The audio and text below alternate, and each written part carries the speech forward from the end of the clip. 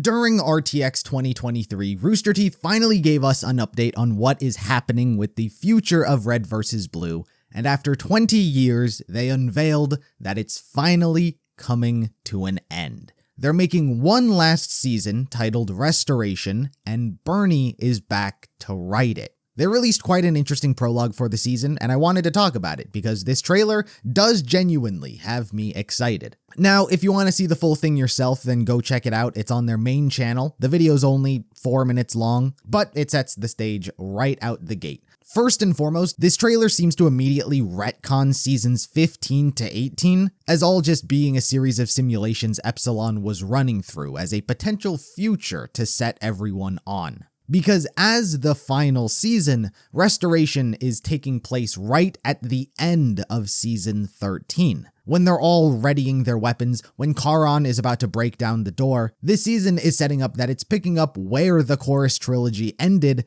and it's kinda smart. I remember seeing comments all the time about how they wanted to see what happened at the end of season 13. We never get that battle. We never see how things play out, and I get the idea of it being more impactful not knowing. However, I only think not seeing it worked under the context of the show having not continued past it. That season 13 was where it ended, and there is beauty in that ending. It's a phenomenal end, but the show did continue, and I'm aware that one of Bernie's philosophies when it came to RVB was consistently creating endings so realistically you could stop at any point, or that there's an available exit. You could stop after season 5, or you could stop after season 10, or 13, or 17. The show ends a lot. But for season 13 in particular, because the show continued the story following those events, you just know that something happened in that room. You know the fate of the characters and that they're gonna get out of it. So the ending isn't as impactful if you continue to watch past that season. It just turns into a, well, why didn't I get to see it? So of all of the options available, I think going back to this moment was probably the smartest thing they could have done.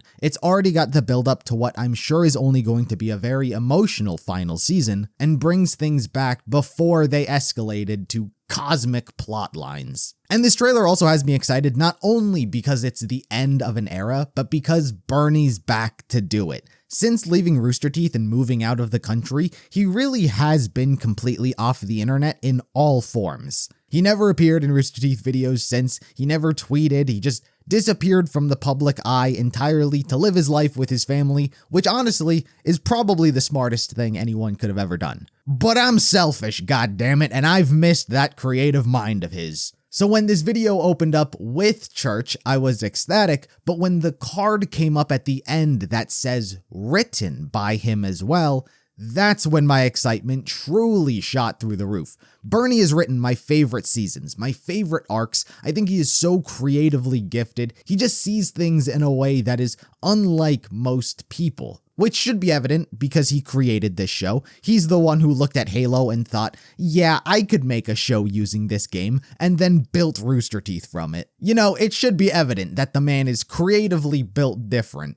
But the same goes for when he talks about Red vs. Blue, whether it was on the podcast or the Drunk Tank or the DVD commentaries. The way he describes his thought process and the way he decides what to do and how to do it, it's so genuinely interesting. And the way he writes it just gels with my personal tastes perfectly. I know a lot of people say Chorus is the best arc and the best written and their favorite or whatever, and I don't think it's bad. But of the 3 main arcs, I do enjoy the Blood Gulch Chronicles more, with the Freelancer Saga being my favorite because I think it's so damn perfect. It's just one of those cases where because he made everyone, he writes them perfectly by nature and the rules of the universe to which he's applied. He's just naturally had the most time and thought put into them as opposed to these newer seasons. After season 13, it was clear that they wanted to let that ending simmer. They didn't want to just start a new arc and immediately jump into the next story. But I think that after Chorus, They didn't ever quite get their footing in what they wanted to do.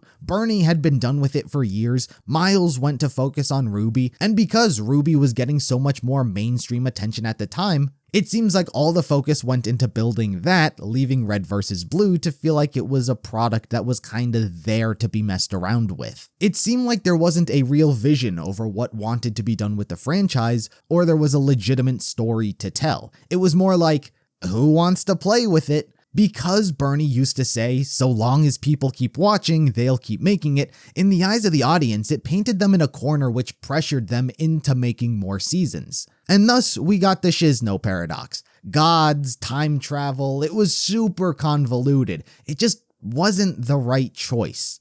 But the irony is, the arc wasn't that bad. The way I describe it is that it covers the whole gambit of quality throughout its run. Season 15 was okay. It does just as much good as it does bad, with me leaning more towards the bad because it quite heavily changes some lore for the negative. 16 was just bad. That's a terrible season. But season 17 wraps everything up in what is a legitimately great season. It did the unthinkable and managed to salvage the mess the previous 2 seasons created. It recognized that the gods weren't interesting or what people were invested in, and so shifted its focus on the actual characters. And as a result, Donut got to shine as a character. Wash and the others have such a legitimately heartfelt moment. It did the impossible and saved that arc in the eyes of many. But there were other shining moments as well, such as Sister for me, as she is one of my favorites. She got a lot of time and focus. And the same goes for a lot of other characters. And it's kinda sad that the shining moments like these are going to get wiped away. But in the grand scheme of things, the gods and the larger plot lines they introduced during it and Zero are better off being wiped from the timeline, in my opinion. Now, there is still the elephant in the room over what's going to happen to certain characters, and by that, I mean Caboose. He's the only one in the room who is not returning, or at least there's no reason to believe he is after his falling out with Rooster Teeth. Maybe there's a scenario where he is still in good standing with the others and would return, but there's been no chatter about it, so I have no reason to believe he is. And the only reason I mention this is because while other shows and franchises have no problem replacing a voice and pretending like nothing has changed, Red vs. Blue has always addressed things like that and tried to find creative and in-universe workarounds that directly address it instead of pretending like nothing happened. Or at least old Red vs. Blue did that. Modern RVB did just replace Lopez because Bernie wasn't around, and Caboose just had a different voice. And it was just like an ignore it and move on, as opposed to there being any sort of explanation. But even in this prologue, Sigma, I think this is, has a different voice because he was voiced by Elijah Wood, and they probably couldn't get him back. But they address it, even if it is very tongue-in-cheek. When did you get a new voice? When you gave me one, I suppose. Maybe in one of your simulations. Yeah, well, I don't like it. It doesn't sound right. Oh, I agree. But here we are. A lot of the dialogue in this does seem very tongue-in-cheek, in fact, addressing Zero being too over the top, and even Sigma has a line that seems to almost be purposefully directed at fans, saying how he's going to return things to when they were great, implying that the recent seasons haven't been in our eyes. I have a goal, a purpose, to restore what once was great, and make it great again. Sigma is kinda us. Sigma's just a hater. Anyway, I'm excited to see Bernie is back to end off the show that he started. It's legitimately the only right way for it to have happened instead of continuing to die a slow death as it has been for a few years. It's getting to go out on its own terms, which is a rarity. But those were my thoughts. What do you all think of this prologue? Are you excited? What are you expecting? Any and all thoughts, be sure to let me know in the comments below, and I'll see you in the next video.